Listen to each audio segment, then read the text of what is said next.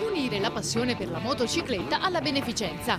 È questo lo scopo del Motoclub CC Motor Day, ideato da un gruppo di carabinieri appassionati che per il suo 10° raduno nazionale, visto che si tratta di un evento itinerante, quest'anno ha scelto il Veneto, nello specifico la località di Jesolo. Tutto in Veneto e ogni anno portiamo a scoprire dal punto di vista turistico una nuova regione italiana a tutti i nostri appassionati e attraverso la passione per la motocicletta e quindi per il mototurismo senza neanche accorgersene realizzano comunque degli scopi benefici, perché tutte le nostre economie, tutte le economie di questi eventi vengono poi donate in beneficenza. I destinatari di questa edizione saranno proprio i membri dell'AIRET, l'associazione che si occupa della ricerca sulla sindrome di Rett, una malattia invalidante che colpisce soprattutto le bambine a partire dai 2 anni.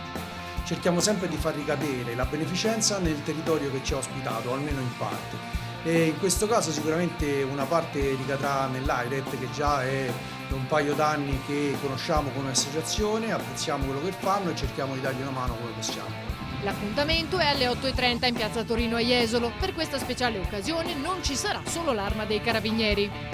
Parteciperanno a questo raduno nazionale e il motoclub ufficiale dei Vigili del Fuoco, il motoclub della Polizia di Stato e il motoclub della Guardia Finanza. Verranno tutti insieme a spengere questa virtuale torta dei 10 anni.